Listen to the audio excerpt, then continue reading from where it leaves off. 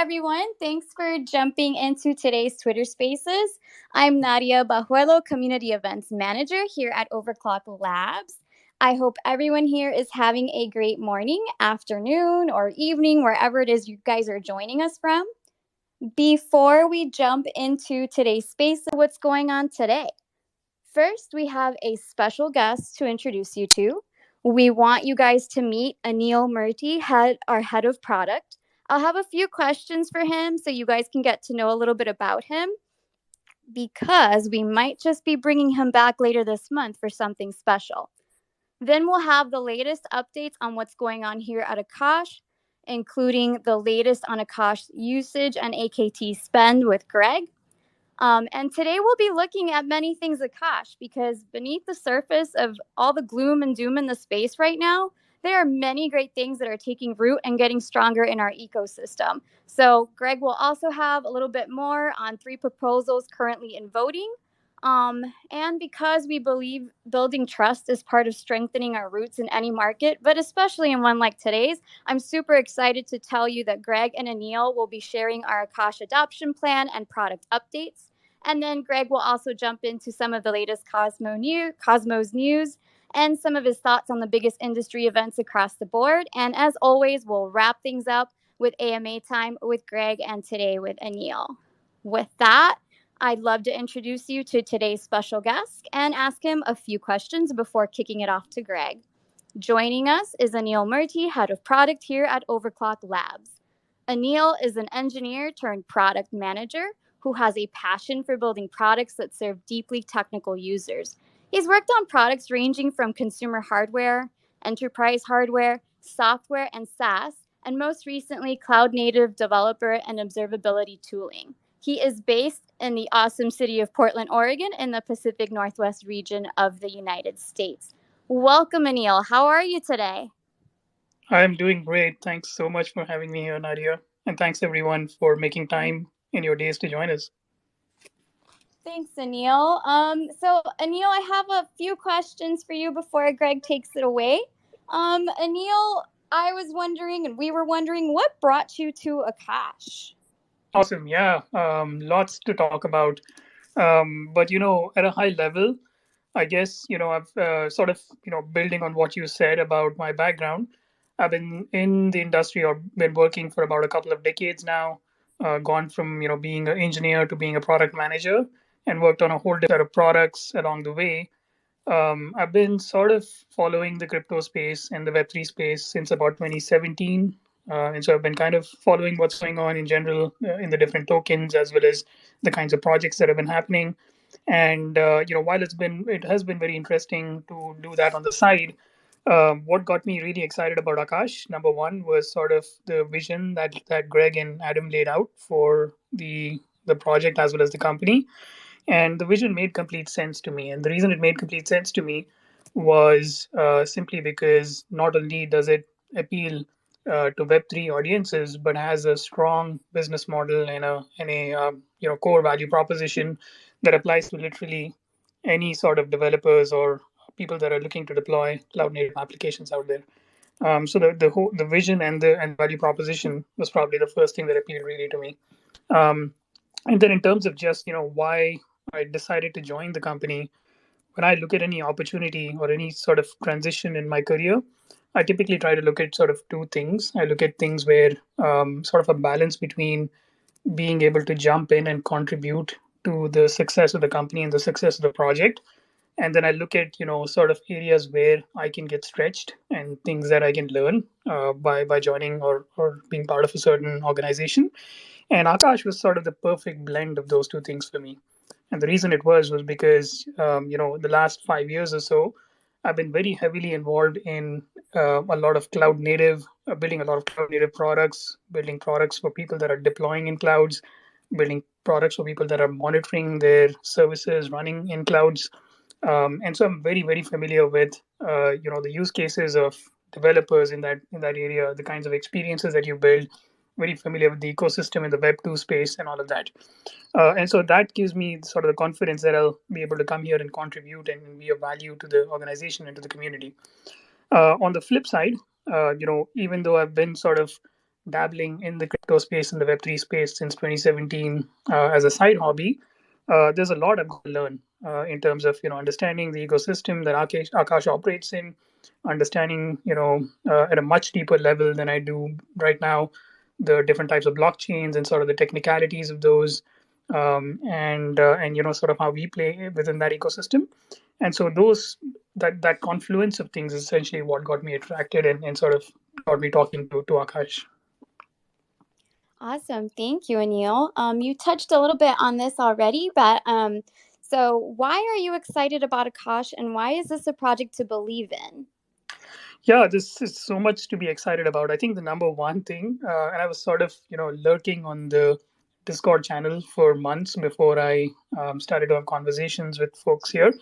But I think the number one thing was just the amount of community enthusiasm that I saw on the Discord channels. I mean, there's so much activity all the time. The discussions are very deeply technical. When I've looked at other projects, some of the other projects out there. A lot of them are very focused on, there are people out there that are very focused on sort of making a quick buck or something like that. The community at Akash is extremely focused on sort of bringing value to the world and building sort of applications on top of Akash that actually solve real world problems. And so that was kind of the number one thing that got me excited.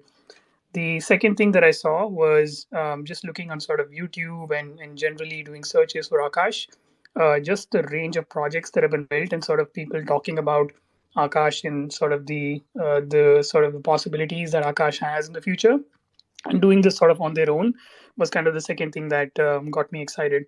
The third thing, if I had to pick a third one, is just the amount of runway that Akash as a company and as a product have in the future. So when you typically look at a new product opportunity or a new business, you're looking for something that has a wide enough or a large enough total addressable market, but then also something that ideally is in a space that is expanding and growing. And when you think about those things from an Akash's perspective, what you realize is that not only is the market really, really large. I mean, just cloud in Web 2 alone is, billions and billions of dollars. But if you throw in Web 3 onto that, then you just massively grow the total addressable market that Akash has. And then, there is just so many things that we could be doing and building with our community over the next few years. And all of that is just extremely exciting to me. Thank you so much for that, Anil. Guys, show Anil some love, send some emojis flying his way here. We will hear more from him when he and Greg start talking Akash adoption plan and product updates in a bit here. So also with us is man of the hour and CEO of Overclock Labs, Greg Osuri. You guys know Greg, so I'll hand it off to him. Take it away, Greg. Thanks so much, Nadia. Welcome all to another episode of Akash Weekly. Hope you're having a wonderful day. Thanks so much, Anil, for that amazing introduction. I mean, Anil is a world-class operator. He comes, That's awesome. Yeah, so I'm very excited. I mean, seeing someone from HashiCorp work at Akash, just another. I mean, it's all the signal I need to see a conviction from Anil. And also, like Anil said, like a major challenge for us with Web3, right? He clearly sees Web3 as a future. Clearly sees, considering he made a bet on his career to work in a Web3 company, which does not come without its risks, but those risks can be offset when you consider the sheer size of the Akash market we're addressing, as well as the runway we have to address the market. So we are very healthy and we are very focused and we are very diligent in our approach. So, and having someone as disciplined as Anil come and join our team gives us more signal as well as accountability. Right? So there's a lot of amazing things and migration from top tier talent from Web 2 to Web 3. And yes, you got to keep an open mind, right? So a lot of them, there is a huge amount of resistance that comes from Web 2, folks that are biased because a lot of the Web 3 activity, to be honest, has been in speculative assets such as DeFi or NFTs. And when you see that those speculative assets crumbling, the real adoption, the real problems that are being solved don't get the attention they deserve. So, having to peel the layers and seeing underneath, seeing the fundamental value Web3 gives is opens up eyes and opens up hearts. I believe is the path forward for people considering a jump to Web2. But we are seeing quite a bit of a jump, and right now the real believers are making a jump, especially in a bear market. And when the next bull market comes, these believers are the heroes, right? So I'm really excited for Anil to be part of it. And he's been phenomenal. It's just been amazing working with him the last few weeks, and the output, the delivery, the mode on how we build products has completely changed. So I'm very excited. Uh, lots of cool things. So moving on to the updates today, we have Akash hit we reached our new records with adoption. For a third day, we're seeing all-time highs, both with resource usage as well as AKT spent. And right now, the numbers actively on Akash Lytics say that we are about 6.5 terabytes of memory leased and 52 terabytes storage leased. I go with memory as the most accurate way to measure because memory is the most valuable scarce resource on the network, right? CPU is shared resource. Memory is a dedicated scarce resource, and it's usually expensive. So 6.5 terabytes of active engaged memory is a new high. The last high we had was 5.2. That was yesterday, but really the last time it was May 24th, and that was 3.7 terabytes of memory. So definitely, there's a lot of activity happening. And if you look at AKT spend, we reached again 827, which is an all-time high. Last time it was 640. And we believe there's no way to know what exactly caused the spike, except for the fact that because we don't have access to the providers, but we know from people telling us that they are actually running Chia plots. I think the campaign we started about attracting Chia miners is starting to show results. And Chia tend to be a proof of storage, a storage-based consensus network.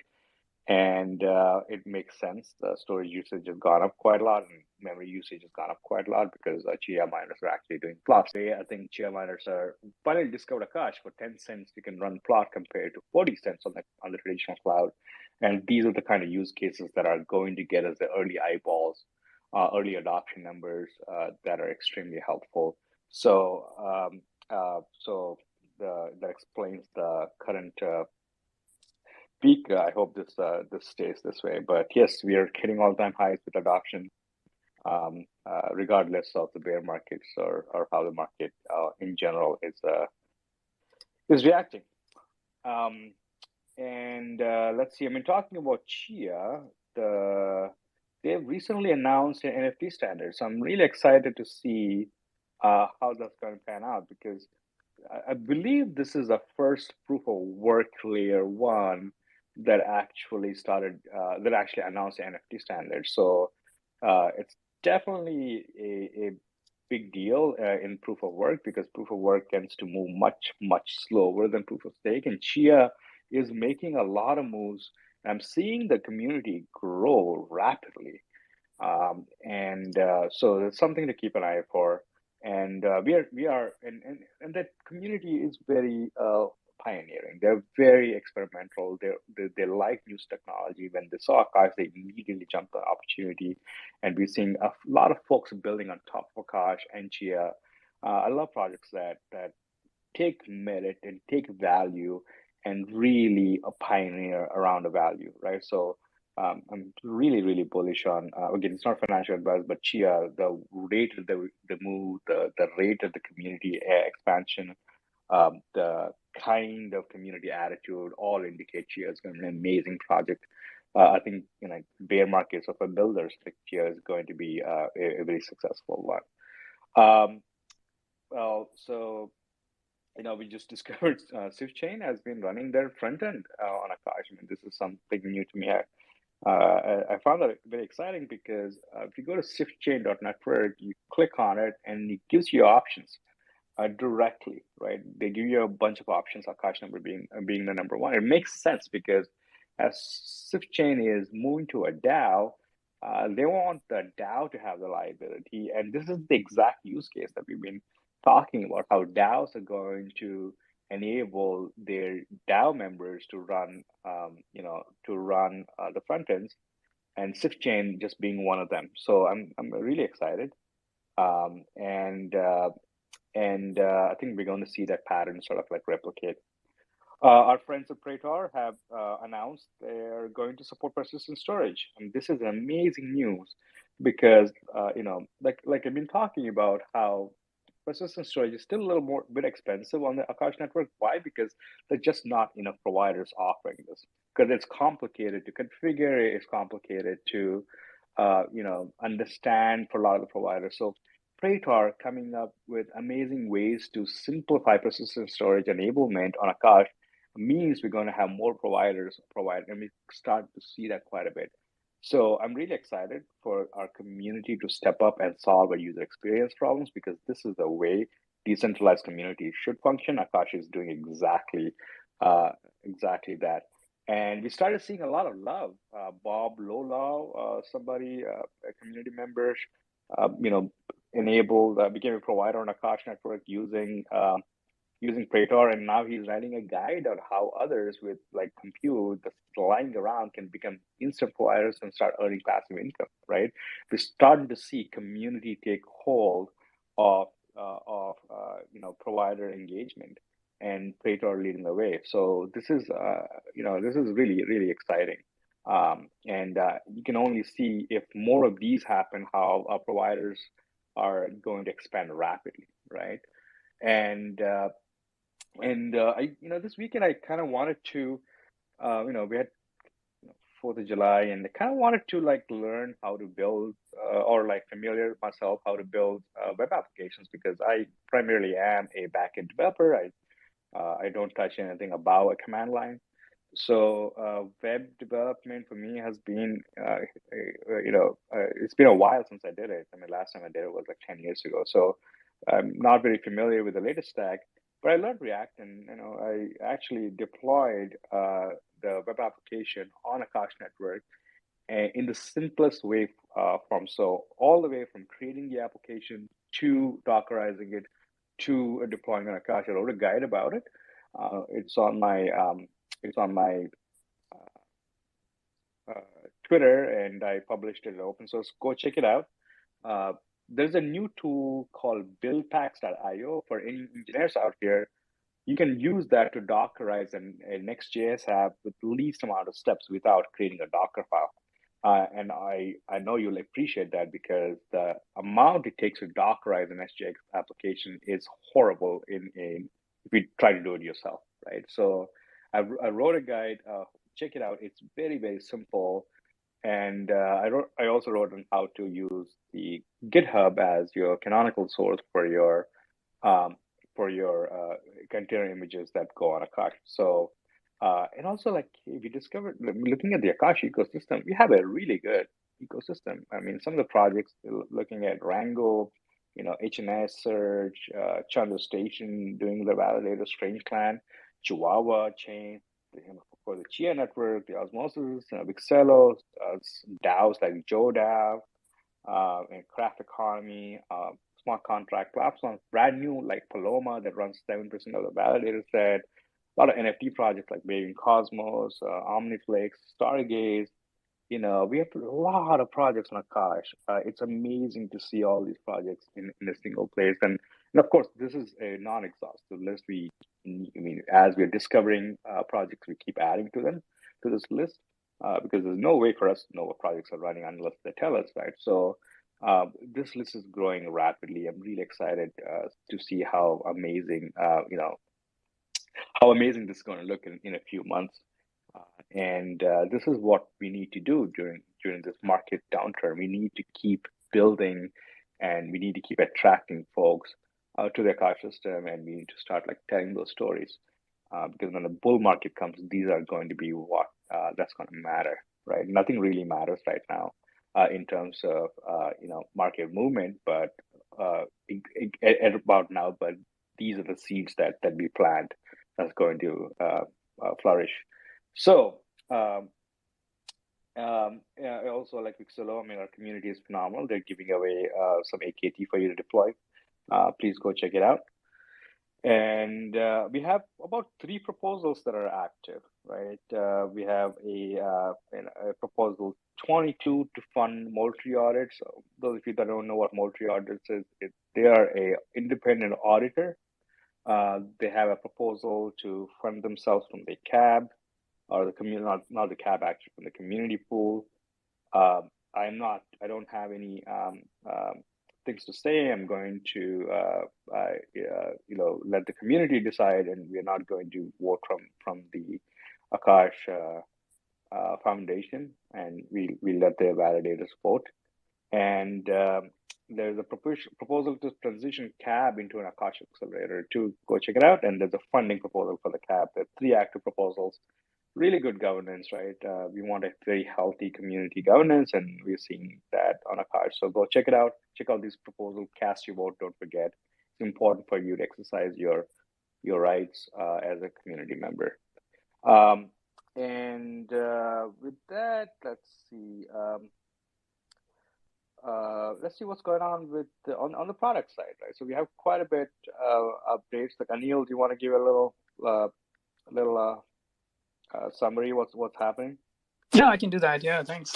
So yeah, we have a lot of exciting things coming up in the next few weeks to few months, and the things that we're working on that we're either started to develop right now or in the process of speccing.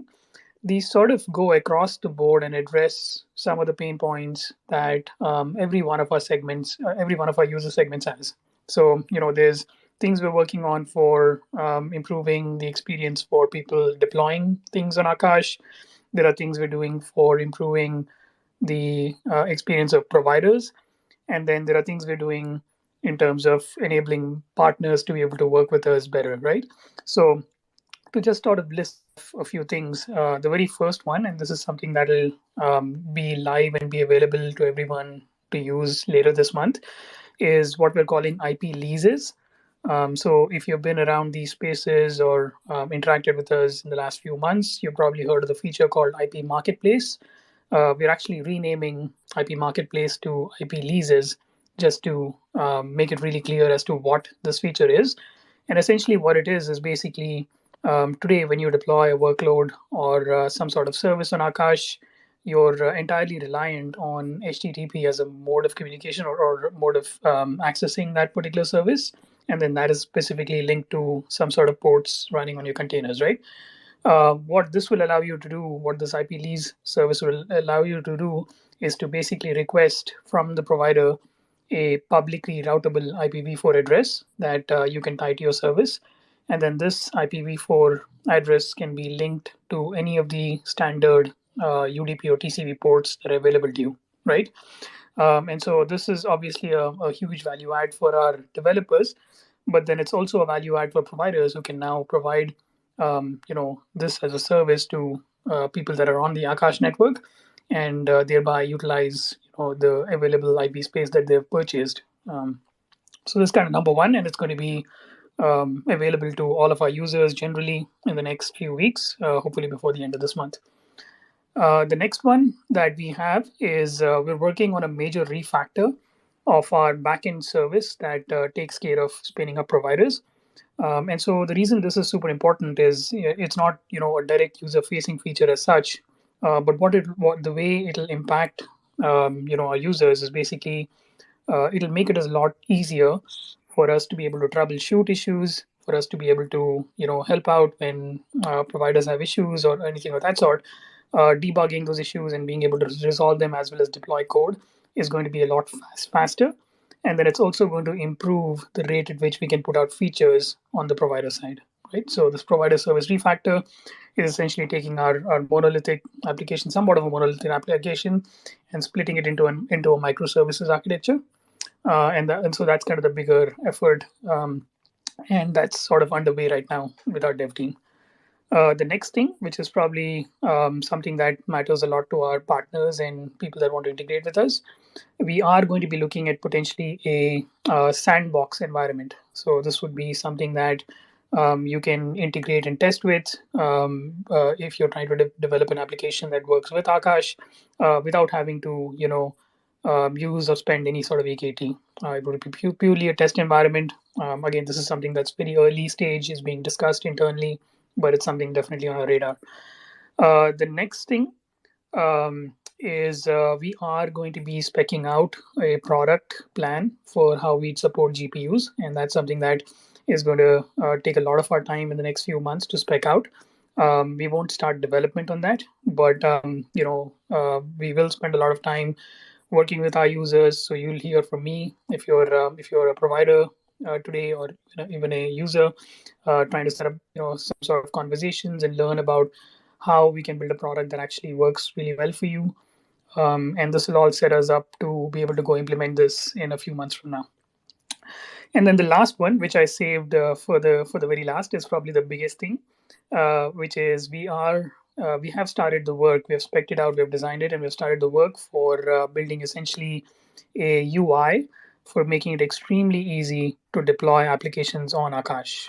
So this is going to be a user interface that's going to be extremely web-based, super low friction, so that not only technical users but non-technical users also can get started with Akash really, really easily. And this is something that is well underway in terms of its design and its development. And so that's probably the biggest project in terms of being a user-facing value add. And so there's just kind of some of the updates that we've been working on so far. I don't know, Greg, if there's anything else you wanted to add to that. Thanks so much, Anil. That covers the work we're doing. I mean, it's really exciting to look at the user interface we're working on. I can't wait to show you folks, but you're starting to see some of those in my web activity. But friction has been a huge challenge for adoption for Akash, mainly because there is really no way for us to diligently track our funnel in terms of adoption and conversion. With this new application, we'll be able to identify key problems, fix them ourselves. And I've been heavily doing web application development because that's where the users are, right? Understanding how a user workflow works, understanding the friction pain points deep down by doing the work and empathizing that way is the best way to build products. So our entire our number one priority is to make Akash usable for normal web developers and make the experience cohesive, right? So we're putting a lot of work towards it. That's going to be the foundation for our growth, and I'm really excited about the work and can't wait to show you. So, let's see, from what else we got here?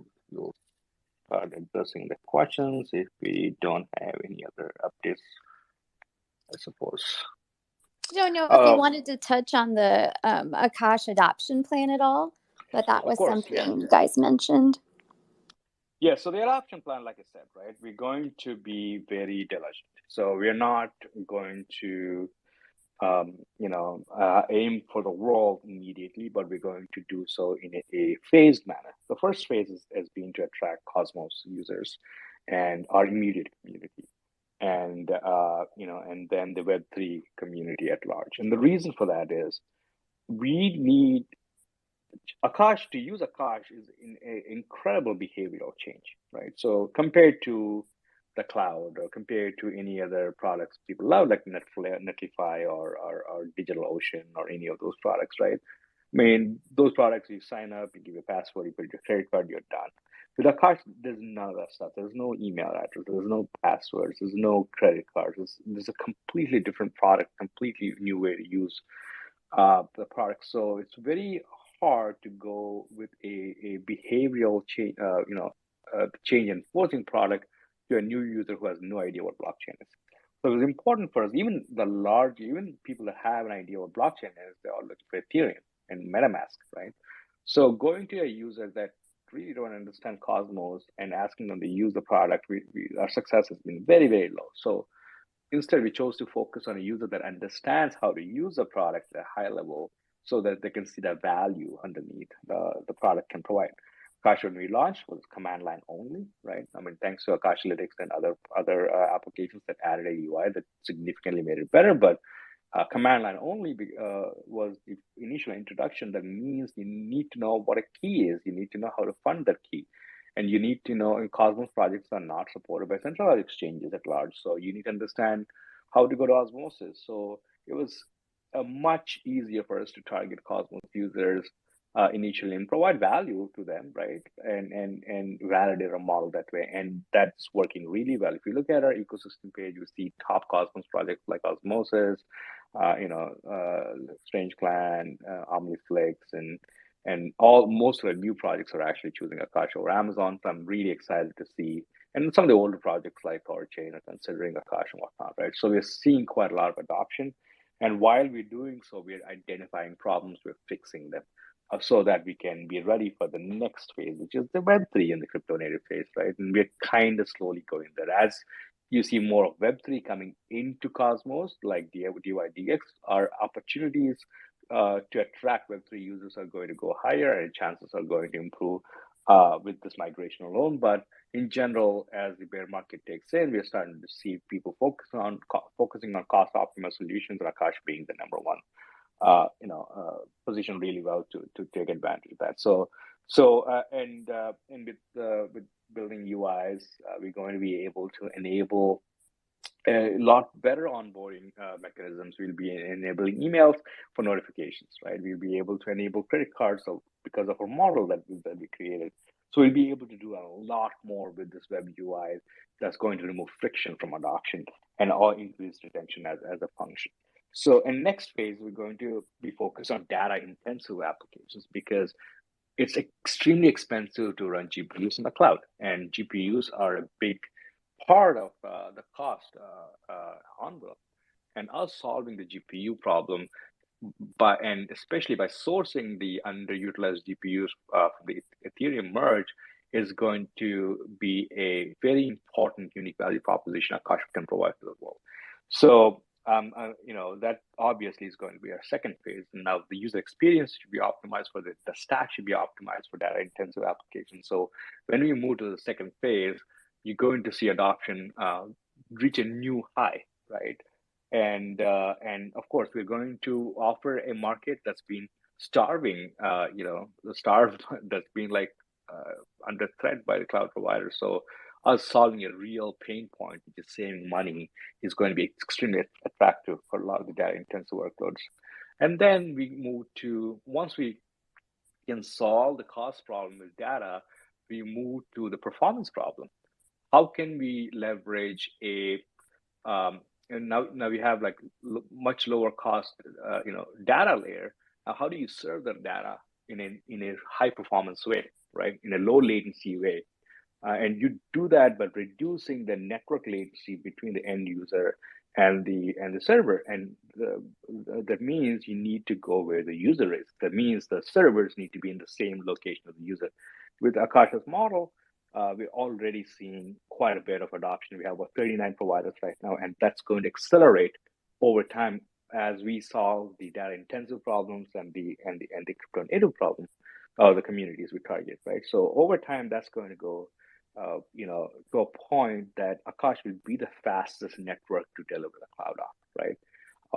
Imagine having 1,000 endpoints, 1,000 regions compared to Amazon's 16 or 17 regions, right? Amazon's and the old cloud of the world are limited to data centers because remember they have to go build their own data centers. Akash, we don't build our data centers. People with data centers come to us. It's a fundamentally different model as to how we onboard. Once we make the data center adoption simple, and it's just not us. We have Praetor, we have so many other applications that are making it super simple for providers to enable Akash. And as it gets better, we're going to see enormous node distribution, and that's going to give a foundation for really high performance compute that we are really excited about. And then with that high performance and low cost data, processing, we can build the next layer from a product, the services layer, right? And then we'll be able to attract the mainstream Web2 folks, and that's a $1 trillion market opportunity. But we're going to be diligent, we're going to be phased, we're going to be disciplined, and best part, we have the runway to get there, right? We have the runway and we have the team. So I'm really excited to execute on this plan and the vision that we have at Akash.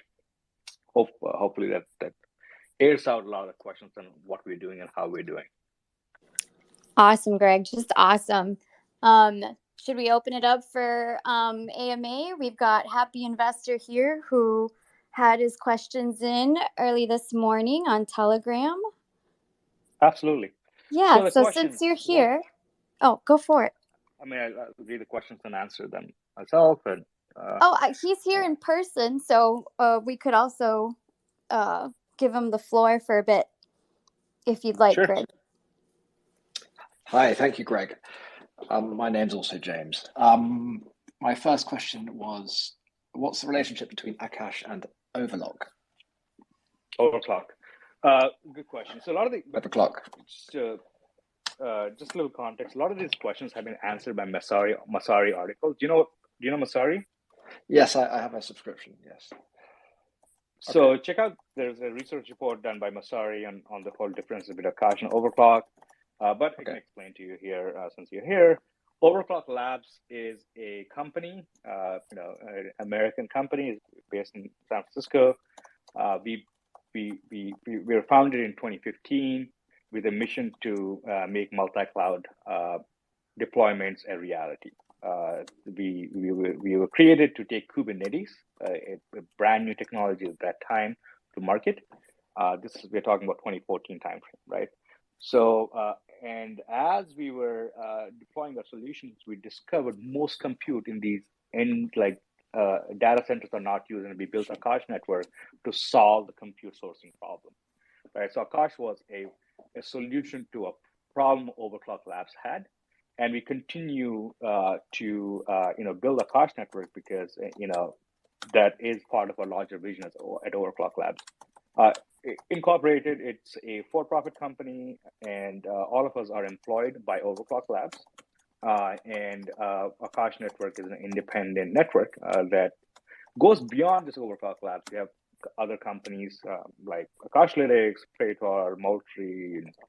If you look at Akash's contributors on GitHub, you'll see a lot of folks from outside of Akash. Actually, most of the contributors are outside of Overclock Labs contribute to Akash, right? So there's another entity called Decentralized Cloud Foundation. And this is a foundation that is in charge of token issuance and whatnot. And Overclock Labs is independently funded. It's privately funded. And that's the relation between Akash and Overclock Labs. Coming to seed rounds, how much money has been raised and who are investors? So in the seed round, we had several seed rounds. Again, like I said, Overclock Labs was founded in 2015. There is a TechCrunch article. If you Google Overclock Labs on TechCrunch, you'll see the funding details. Our original funding in 2015 came from Tuesday Capital, which was called Crunch Fund at that time. Michael Arrington, who runs a different fund, they were the lead investors. We had raised money from several notable angels, Aaron Hoffman, mostly Silicon Valley angels, Aaron Hoffman being a big one. Kevin Lin, who is the founder of Twitch, he's one of the biggest investors, and we have several investors. There's a list; it's publicly available for you to go see. It's on Crunch Fund and whatnot, and on TechCrunch. And we did raise on TechCrunch the Overclock Labs funding announcement, and we did raise on top of that we raised about 1.5 million. On top of that, we raised another 4 million or so. I mean, again, Masari has all these details. Don't quote me on the numbers. 4 million or so in seed round that came from several. A lot of them actually validated some Cosmos, right? So and again, Tuesday Cap. Some of our existing investors, invested again Tuesday Capital and whatnot. And after that, we have done strategic deals with several top name investors. Galaxy Digital being Akash's biggest investor, actually, to date. We have done strategic rounds with them. Recently with what's his name, Tilman Fertitta, who's a Texas billionaire. They're heavily invested in Akash. Fertitta family, who owns Morton Steakhouses and whatnot. Let's see who else is Akash investors. Top of my head, Quite a few. We have quite a few. We have Hone Capital, we have Forball, we have People Fund, Outpost Capital, Age Capital. So how much have you TRG raised Capital. in total? In total, I would say in seed funding, close to 6 million.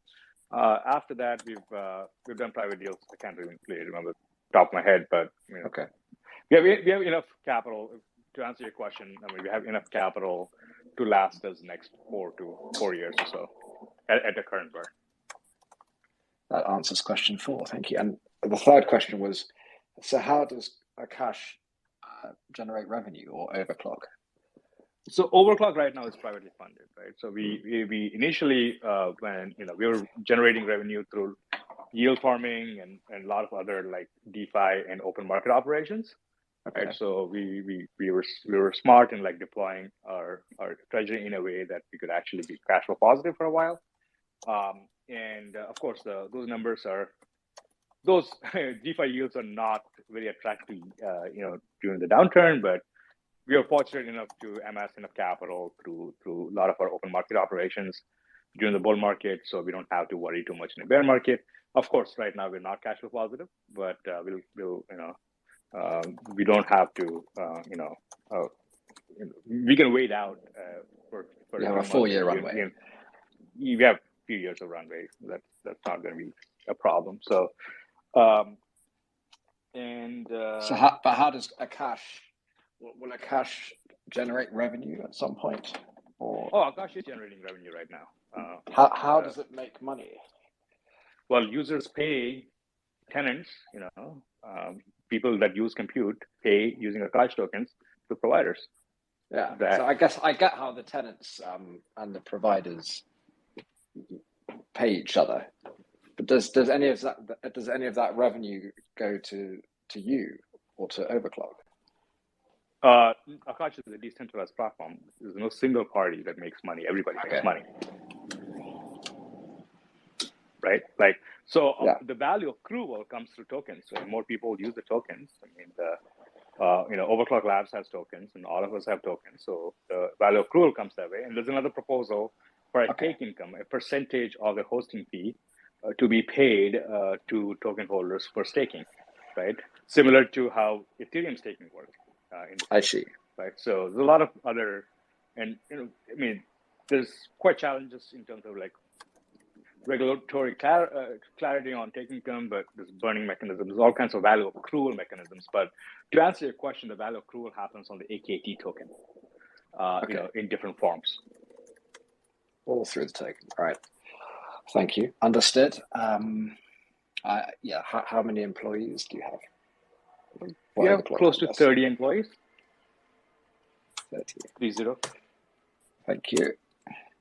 And what was the reason for this sudden 400-500% spike in the GPU and CPU and GPU memory?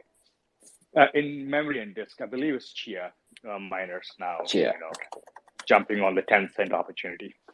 10 cent but you don't know unless they reveal. You don't know who it is unless they tell. Correct. Reveal it to the market. Private. Okay. Exactly. Akash is private by design, so unless people tell us they're using, we don't know. I see. And what is the current token inflation rate, please? Good question. Let's see. MintScan has all the information. MintScan. Okay. It's. Do you know how Akash inflation works? Is it through token staking and the staking reward? Right. So the inflation rate right now is about 14.7%. And then we have in staking APR, which is 19%. So inflation rate goes down every block. right? So it's a inflationary deflationary tokens. That means there's a fixed supply of Akash tokens, which is 389 million, and there was an initial supply of 100 million, and the 289 million gets released over time for next 80 years, similar to Bitcoin, and 80 years, okay. 80 or so years, and people that stake tokens get those inflation rewards. Okay, so it just gets slower and slower every block. Yeah, it gets slower and slower. Yeah, it's on a decay curve, basically. Right. Thank you. The last question was, is there anywhere I can view the top token holder wallets?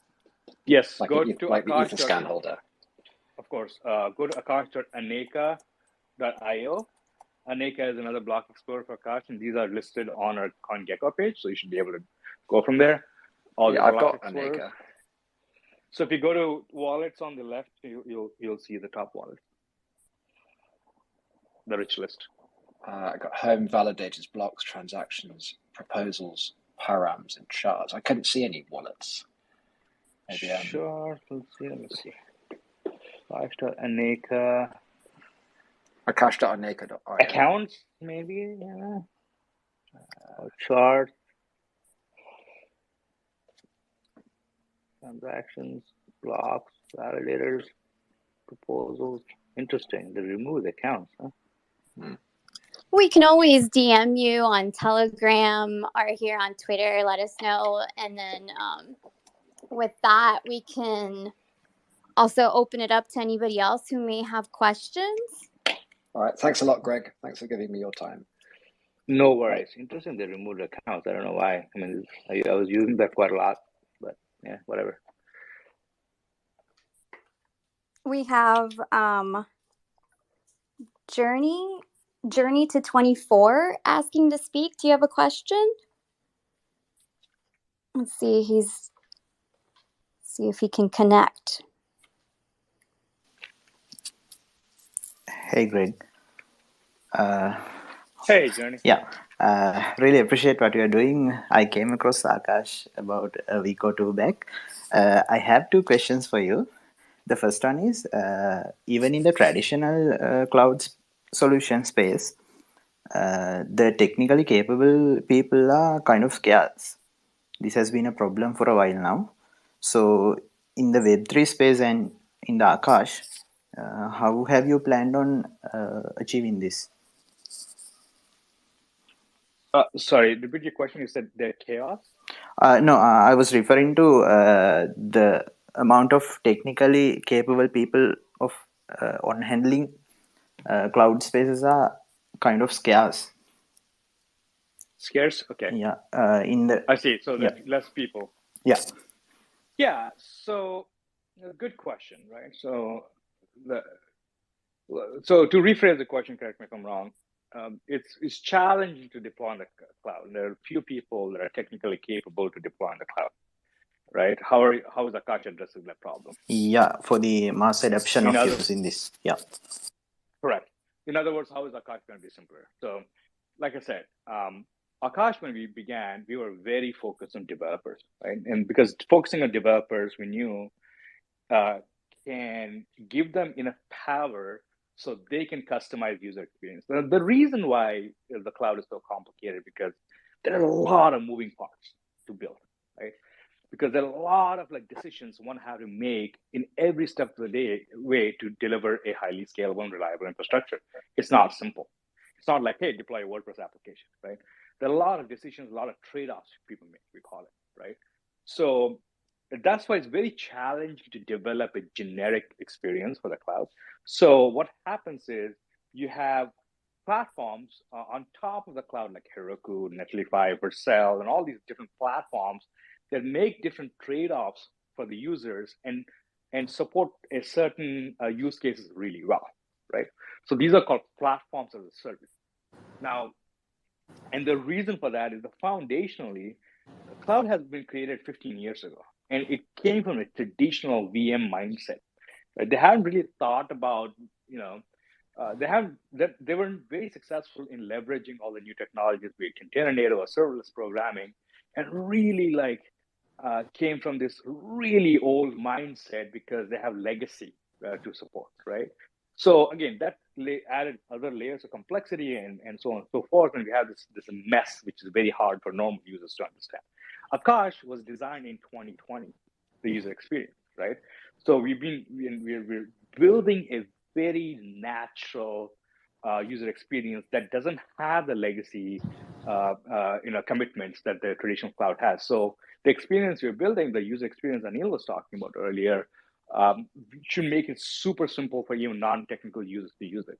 But I think the real mass adoption is going to come from higher level abstractions where the users don't even know they're using Akash, like DAO, for example.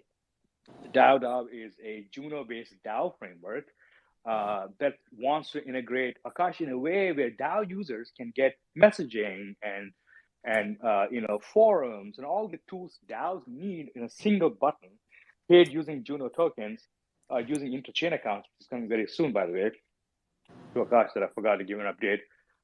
And I think the mass adoption is going to come from applications like DAO that are giving the value to the users without users realizing that they're going to getting value, right? So to answer your questions, yeah, we're making it extremely simple for developers and technical people and not so technical people as well through the Akash UI, but higher level abstractions and frameworks like Juno networks and DAO are going to be our biggest source for higher mass adoption. Awesome. Thank you, Greg. The other question that I have is related to the operation in different jurisdictions. So, since different regions have different governments, they have different types of compliances that they need for operations in the cloud. So, does this affect decentralized clouds as well, or is it negligible for decentralized operations? Right. So the compliance and the law, it really depends on the user and the provider, right? Like we expect the providers and the user comply with the local regulations and the legal requirements. Protocol level, we don't make those choices for the users. We don't take any choice. We take a very neutral choice, a neutral platform, and that's foundation to build a decentralized network. So it does not impact. I mean, it gives people more opportunity to be more compliant.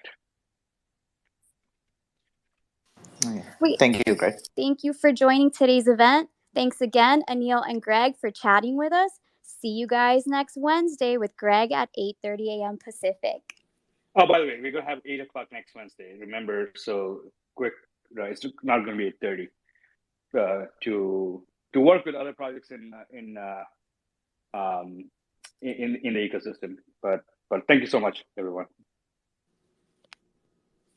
Thanks, Greg. Bye, everyone.